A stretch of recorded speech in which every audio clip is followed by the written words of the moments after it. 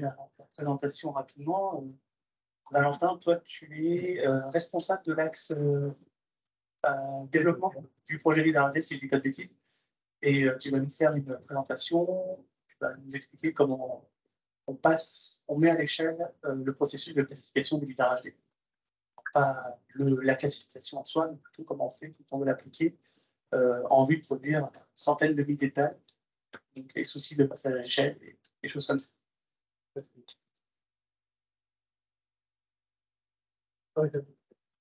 peux aller toutes les lignes. Yes.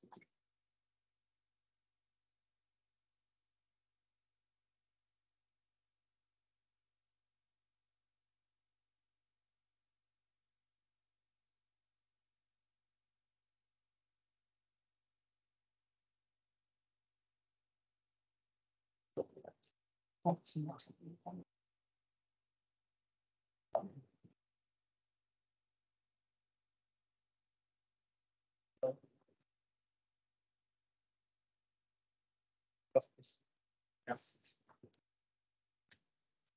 Donc bonjour à tous. Donc je suis Valentin Sassian, responsable d'axe du développement du projet LIDAR HD. Et donc je vais vous présenter le travail d'industrialisation de la classification LIDAR HD qui a été effectué à l'IGN par les équipes de développement en collaboration avec les équipes des autres axes, notamment production et processus. Dans un premier temps, nous verrons le LIDAR HD à l'IGN, pour qu'on soit tous informés donc, de ce qui se fait, de la forme des données et du processus de production de la donnée sur le terrain. Ensuite, nous verrons le travail d'industrialisation qui a été effectué. Et puis, je ferai une petite ouverture sur l'utilisation de ce travail par les opérateurs, par les gestionnaires de projet, qui vont lancer les outils, et puis la diffusion, ainsi que les parties qui restent à industrialiser. Donc, le LIDAR HD à l'IGN. L'objectif du projet LIDAR HD, c'est de couvrir entièrement le territoire français. Donc, l'idée, c'est de faire des relevés terrain de données brutes qui sont effectués par bloc de 2500 km, ce qui fait 50 km de côté. Et on a, au moment du relevé du bloc, un buffer qui est effectué et relevé en même temps, de manière à pouvoir classer toute la zone d'un coup. Et on a donc environ 2800 km par bloc. À l'heure où je vous parle, on a les relevés terrain qui sont toujours en cours. On a environ 60 blocs relevés et validés. Et on a des vols prévus jusqu'en 2025 actuellement. J'avais une autre, oui, c'est ça. Ce que je veux dire, c'est qu'il y a environ 240 blocs sur la France métropolitaine. On va parler, enfin, on va essayer de classer les données bloc par bloc quand on va travailler. Et donc, ce qui va nous intéresser, c'est un bloc. Qu'est-ce qu'il y a dedans? Donc, je vous ai dit qu'il y avait environ 2800 km. La donnée va être en fait positionnée en dalles kilométriques au format NAS, et on a environ 2800 dalles par bloc, soit pour un poids de 500 gigaoctets. Donc nous, dans notre cas de l'industrialisation de la classification, on a les données après le processus de validation des données brutes. En fait, il y a un travail qui est effectué par le service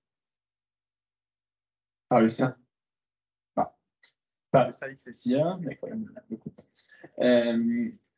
Donc, ce travail permet de remettre en géométrie les données. Donc ça peut être effectué par l'IGN, quand c'est l'IGN qui fait les prises, par un prestataire, quand c'est un prestataire qui fait les mesures.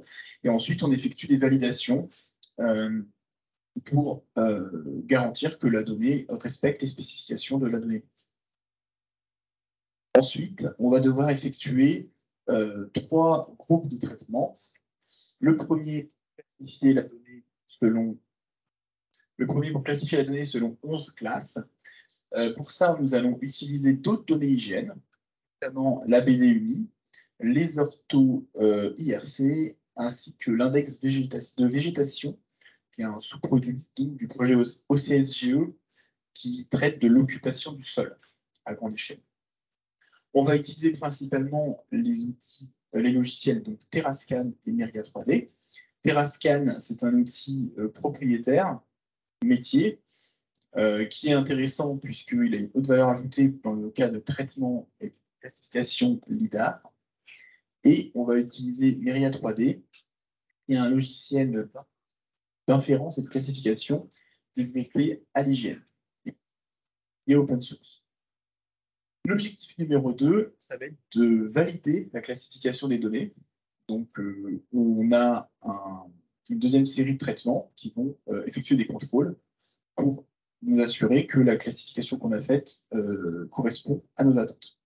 Pour ça, on va utiliser principalement Pédale, donc il y a un outil de traitement de nuages de points open source. Et l'objectif numéro 3, générer des produits dérivés, donc notamment des MNX pour MNS, MNH et MNT, ainsi que des cartes de densité ou des cartes de classe. Ça, on va encore utiliser Pédale pour faire ces traitements. Voilà donc pour les différents traitements qu'on va effectuer. Maintenant, je vais vous présenter la chaîne dans son ensemble, enfin en détail, enfin pas en détail justement, assez vite.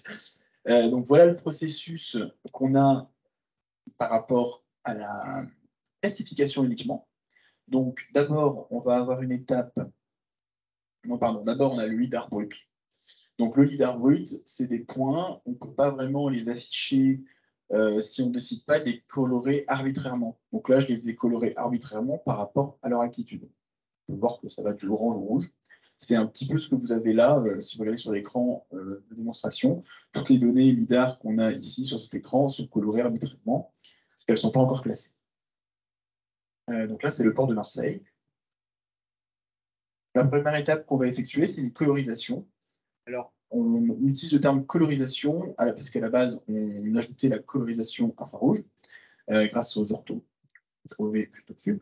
Maintenant, on va en fait plutôt utiliser l'index de végétation donc, qui est issu des données au CSGE, qui va nous apporter une information plus précise que l'IRC et qui est plus facilement exploitable.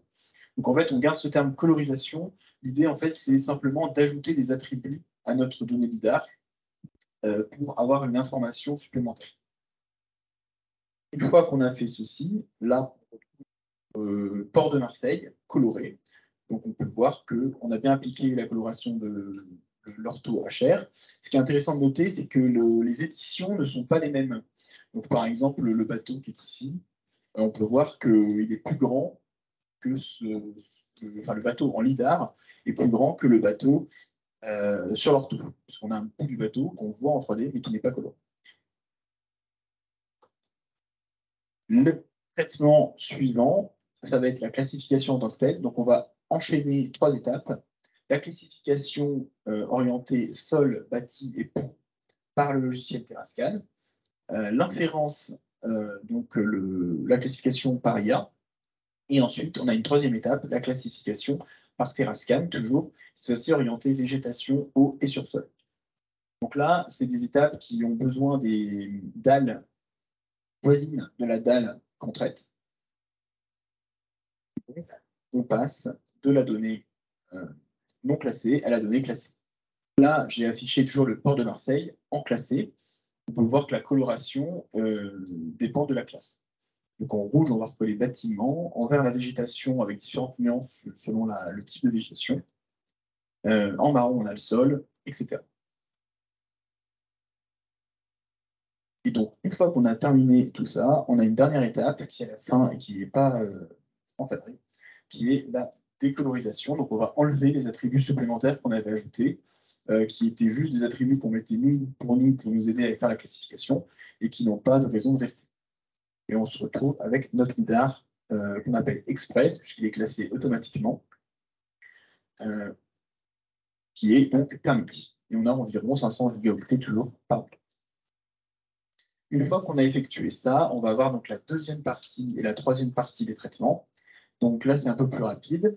On a 2 contrôles. Donc, c'était classe et c'était view, qui vont en fait servir, c'était classe à faire des calculs, des contrôles, pardon, on pourrait dire logiques. Donc, par exemple, on avait des points bruts à l'origine, on a des points classés à la fin. La seule chose qui doit changer est la classe. Si on a déplacé le point, modifié son temps ou d'autres attributs, ce n'est pas correct. Si on a perdu des points, ce n'est pas correct, etc. Du contrôle, on va dire, logique.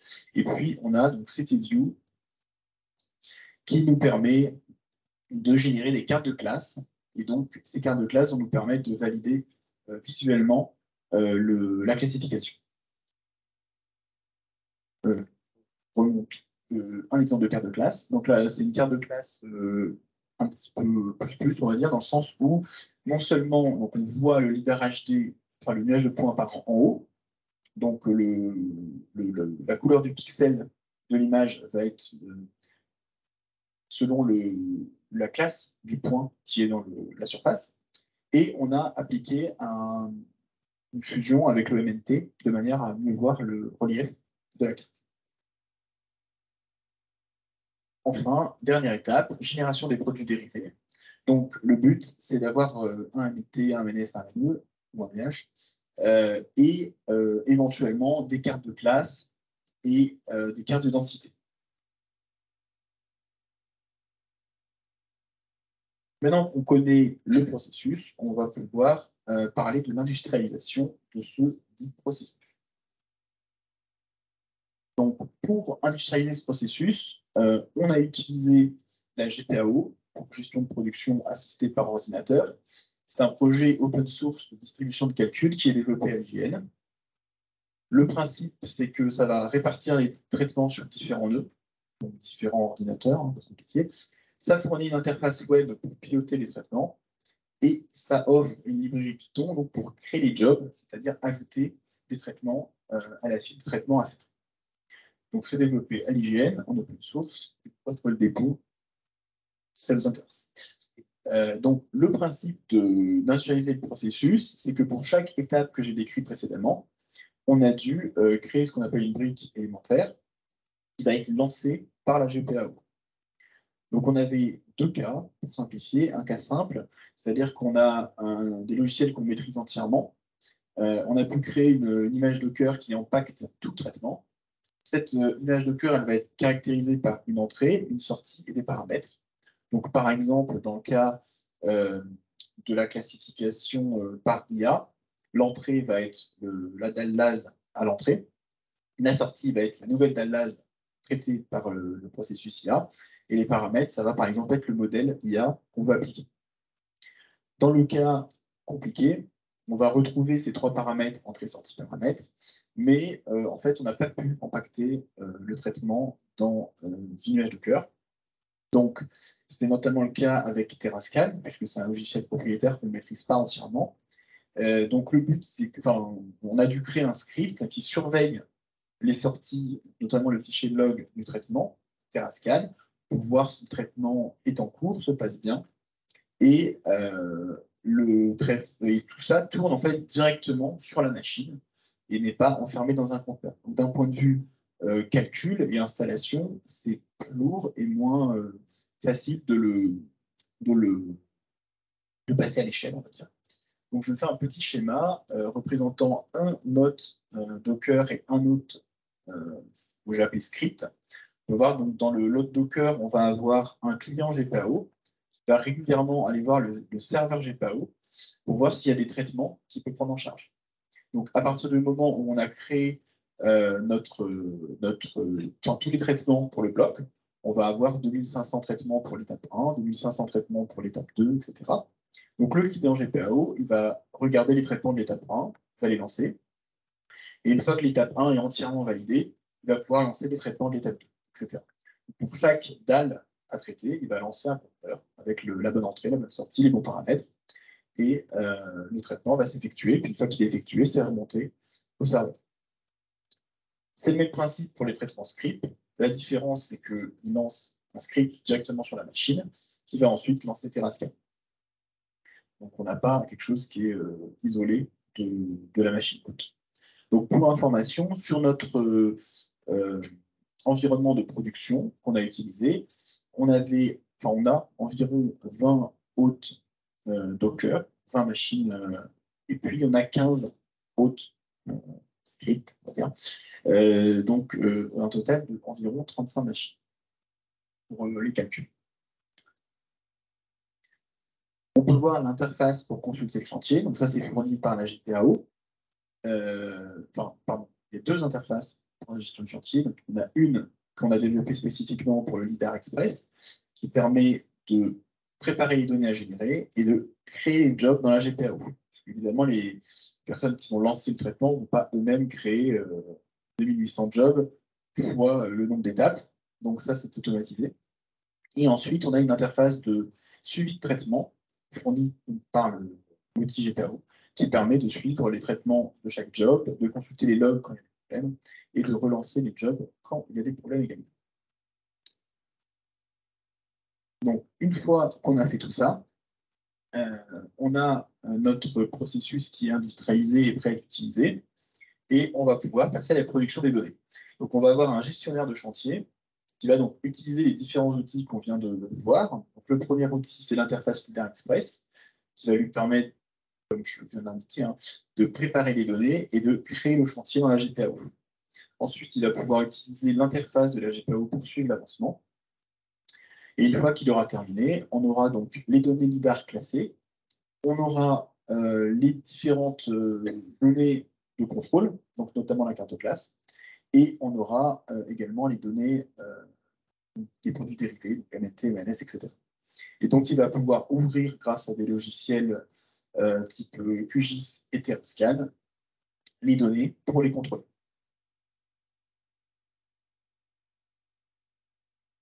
Ensuite, la fin du processus, ça va être de diffuser ces données. Donc, on récupère les données sorties de production et elles sont diffusées. Alors, les spécifications finales globales, c'est-à-dire des données LIDAR, des données dérivées, etc., restent un petit peu à définir. Pour le moment, ce que diffuse l'IGN, c'est les données LIDAR HD classées qui sont disponibles en ligne et donc qui sont conditionnées en dalle kilométrique. L'ensemble du processus, on garde ce conditionnement à la dalle kilométrique. Et donc, c'est disponible en téléchargement ou en flux, puisque les dalles sont au format COPC qui permet d'être consulté à distance. Les produits dérivés sont donc prochainement proposés, ils sont actuellement calculés, mais les spécifications n'étant pas tout à fait terminées, ne sont pas diffusées. Donc, dans les parties qui nous restent à industrialiser, on a donc l'outil de comparaison d'évolution des classifications. Donc, actuellement, nous sommes à la classification V4. L'idée, c'est d'améliorer progressivement la qualité de la classification. Et donc, pour ça, on a besoin d'un outil qui nous permette de donner une notation comparative entre deux chaînes de classification. L'idée, c'est que c'est très difficile de savoir si on modifie une des briques de notre classification, si le résultat, même si cette brique en elle-même est mieux, c'est difficile de savoir si le résultat global, lui, va être meilleur. Donc, l'idée, c'est de comparer deux chaînes entièrement et de noter de manière comparative, c'est-à-dire que la note en elle-même n'a pas d'importance, mais les deux notes l'une face à l'autre sont intéressantes. C'est le processus de classification. Donc le but, c'est d'avoir une note comparative calculée selon une liste pondérée de critères sur toutes les dalles. Donc là, on aura besoin également de la GPAO, puisqu'on va refaire un calcul sur un ensemble de dalles, ce qui peut donc être pratique d'automatiser l'ensemble. Enfin, la dernière chose qui nous reste à industrialiser, c'est, enfin la grosse dernière chose, c'est l'outil de conditionnement des index de végétation. Donc, je vous avais dit qu'on réexploitait donc, des index de végétation issus d'un autre projet. Ils ne sont pas exactement conditionnés comme on le voudrait. Donc, par exemple, ils sont conditionnés au département et non pas au bloc. Et puis, les données sont un petit peu riches, c'est-à-dire qu'ils vont garder les informations de chaque index, enfin de chaque classe possible. Nous, en fait, on aimerait juste avoir la valeur de la classe la plus prépondérante. Donc, on a un outil qui nous permet de modifier ce conditionnement et de simplifier les données. Cet outil n'est pas actuellement industrialisé, donc ça peut compliquer le lancement, enfin la production des données en entrée de notre chaîne. Voilà. Et donc, en conclusion, on a une solution qui répond à notre besoin. Donc, on a un traitement massif possible. On a calculé en environ 3 mois 56 blocs, ce qui représente 150 000 km². Donc, ce qui fait quand même un quart du territoire métropolitain. Il est facile de montrer en cadence côté infra. Donc, en fait, il suffit d'ajouter des machines au pôle de machines et puis de les installer. On a un script qui fait ça. Et ensuite, la GPAO est capable d'utiliser ces machines pour distribuer les calculs. Les limites actuelles, quand même, c'est que si on a une dalle qui bug, eh bien, l'étape qui correspond au bug n'est pas terminée, et donc les étapes suivantes ne se lancent pas. Donc, il faut quand même surveiller de temps en temps pour pouvoir relancer les traitements quand il y a un problème. Et l'empaquetage de TerraScan qui peut rester à peaufiner, c'est-à-dire que parfois le logiciel plante et il ne donne pas cette information-là dans ses logs. Donc, on pense avoir bien traité la dalle, alors que non.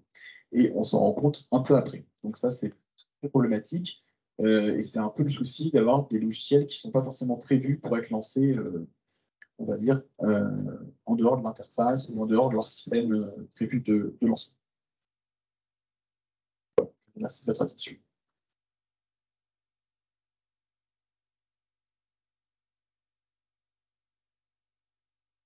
Merci beaucoup. Est-ce qu'il y a des questions à cette présentation? Du coup, je vais en poser une petite. Bon, je pose la mienne. Ouais.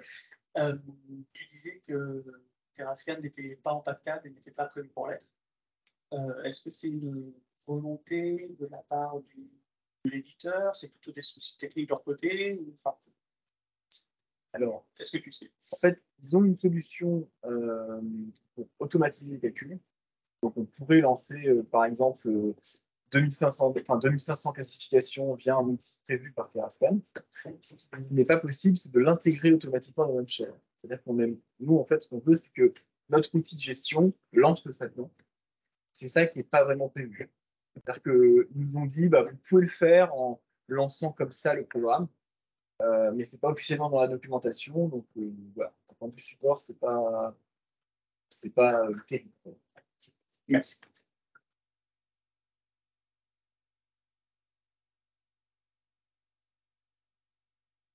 Bonjour, merci pour cette présentation. Je suis beaucoup vos travaux. La question, c'est ce système donc, industrialisé, est-ce qu'il peut être déployé dans n'importe quel coin du globe aujourd'hui, à l'heure actuelle? Alors oui, enfin, techniquement oui. Ce qu'il y a en fait, c'est qu'il faut avoir un ensemble de machines.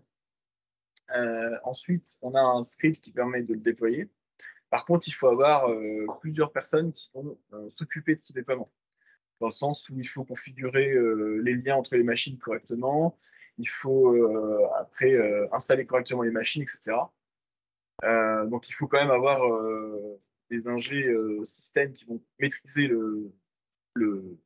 l'outil, mais l'outil peut être déployé assez facilement. Il faut savoir qu'actuellement, il est déployé donc, dans une solution en ligne chez un prestataire IGN, parce qu'on avait besoin d'énormément de machines pour calculer beaucoup de données. C'était un petit peu empilé. Et il est également déployé à l'IGN, donc dans un environnement de développement, dans un environnement de qualification et dans un environnement de production qui va prendre le relais quand l'environnement prestataire va s'arrêter.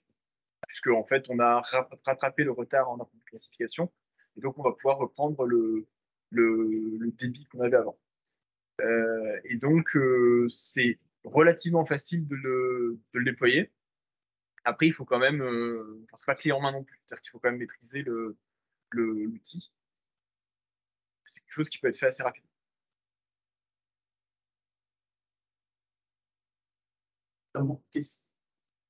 Questions en ligne en plus. Donc, tu parles.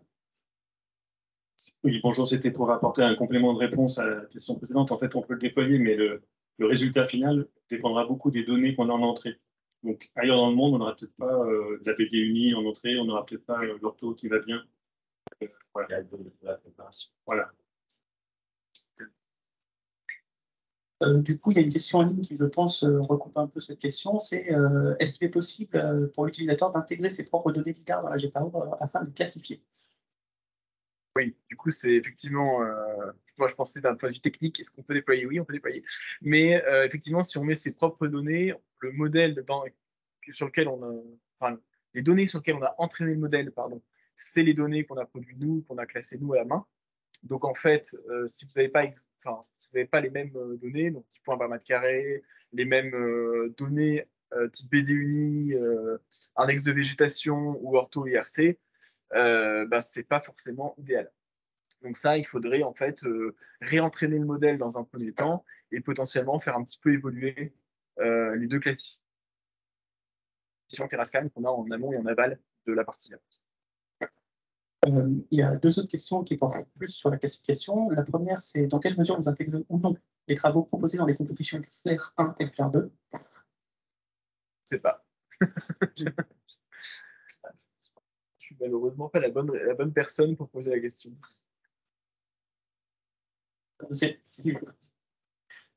Autre.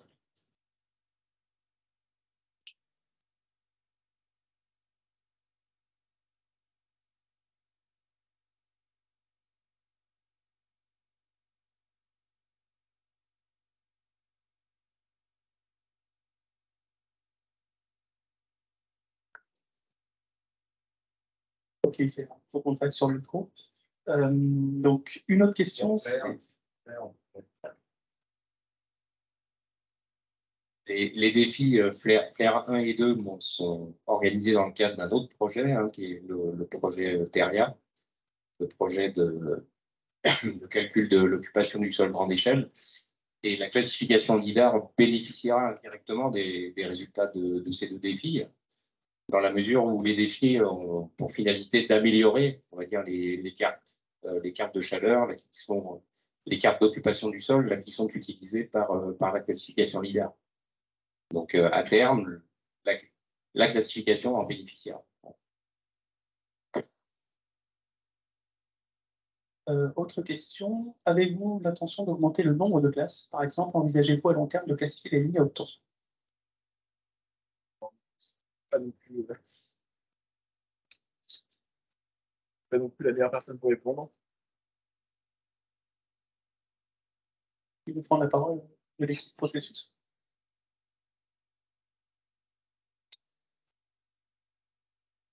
Par le nom de l'équipe de prod, normalement, pour les lignes à haute tension, c'est considéré en sursol pérenne.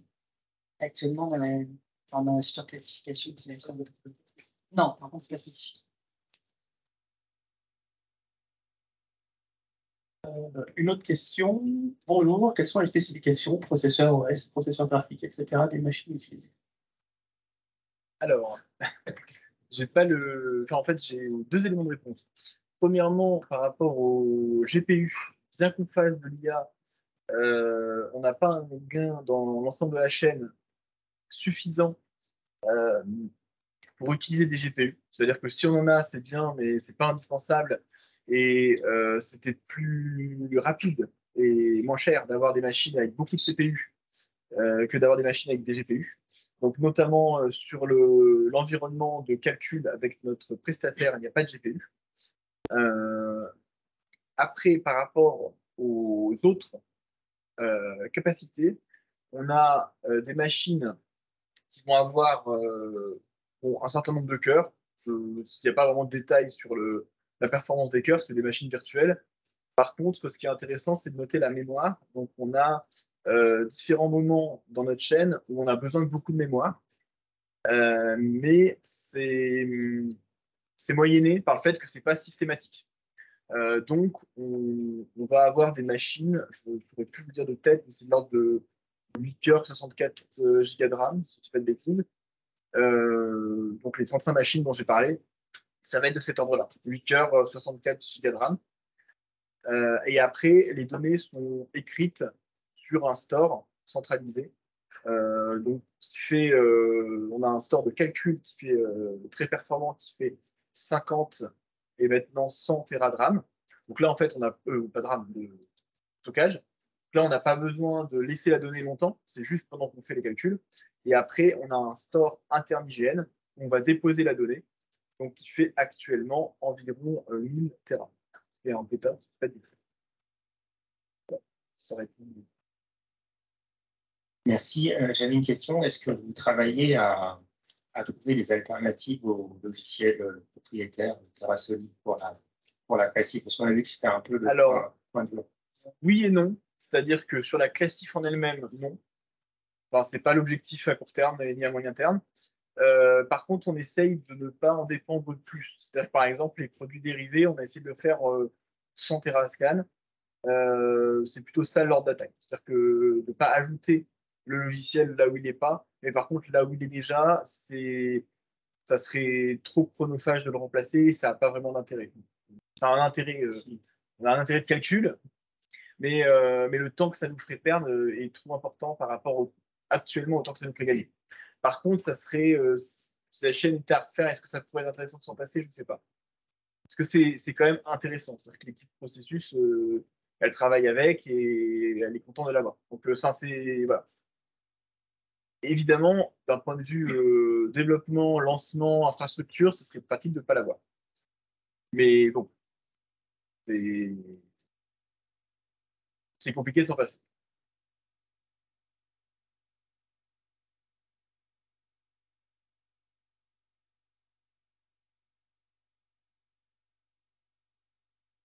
Actuellement, il me semble qu'on n'a pas de données RGB sur les données LIDAR. Est-ce que ça a été un moment envisagé, peut-être pour des raisons de coût Alors, à la sortie, vous voulez dire? Dans les données disponibles publiquement, en tout cas. Ouais. Alors, je sais que ça a été envisagé. Je sais que ça alourdit beaucoup. C'est de l'ordre de 20 ou 30%, je crois, ou 40%. Enfin, c'est quand même volumineux. Et donc, ça n'a pas été conservé. Après, je ne sais pas précisément pourquoi. J'imagine que l'usage n'était pas. Voilà. En fait, c'est dommage si on veut le visualiser, faire de la com, c'est moins bien. Après, en fait, les gens qui travaillent dessus ne vont pas vraiment utiliser ça. Donc, Je pense qu'une des raisons aussi, c'était qu'on n'avait pas les images synchrones. oui, possible. C'est une des raisons qui a dû pousser. Ce que j'expliquais tout à l'heure, avec le bateau qui était à moitié coloré. C'est peut-être avec une caméra. Ça peut être, c'est pas le cas. Ouais. Est-ce qu'il y a d'autres questions?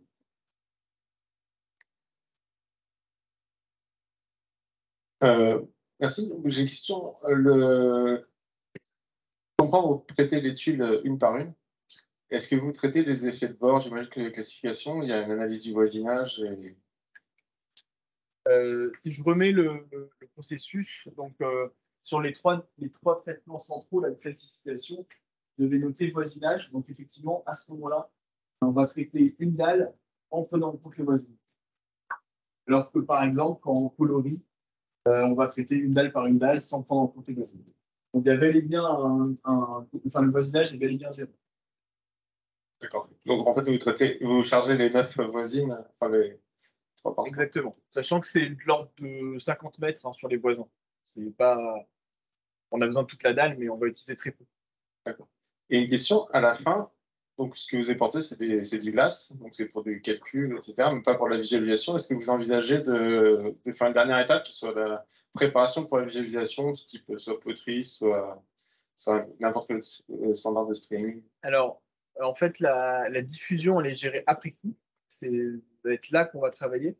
Donc, ce qu'on fait actuellement, c'est ce qu'on appelle des prépaquets NGN, c'est-à-dire des données à vocation d'être téléchargées par l'utilisateur final, donc en LAS. Ces données, on les fait aussi, enfin, en fait, c'est pas vraiment du LAS, c'est du COPC, donc c'est une surcouche du LAS qui permet d'être utilisée à distance. Vous n'avez pas besoin de télécharger la donnée, vous pouvez simplement copier-coller le lien et le mettre dans QGIS, par exemple. Il va être capable de streamer la donnée et d'afficher le COPC sans le télécharger entièrement. Mais c'est rétro-compatible pour un logiciel qui ne connaît pas le COPC et utilise du LAS. C'est juste qu'il va falloir le télécharger entièrement. Ça, c'est pour la partie prépaqué. On a un prépaqué, mais qui a un petit bonus, qui permet quand même de ne pas être forcément téléchargé. Et après, par rapport au flux, on est actuellement en étude pour savoir ce qu'on va vraiment faire avec donc, le prestataire de la géoplateforme. L'idée, c'est de faire ou un COPC donc, au niveau du bloc, ou de ce qu'on appelle de l'EPT, c'est du LAS, mais déjà explosé. C'est un peu la même idée que le COPC, sauf que d'avoir un gros bloc qui est bien organisé, je peux prendre des petits bouts intéressants. On a déjà explosé le bloc, et du coup, j'ai déjà les petits bouts intéressants qui sont là disponibles et je peux les récupérer. Donc l'idée, ce serait de faire l'un ou l'autre. plutôt le COPC a priori.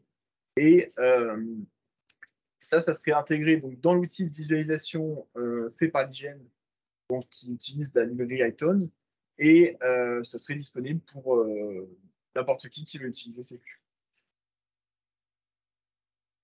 Merci beaucoup. S'il n'y a pas d'autres questions, je pense qu'on peut passer à la suite.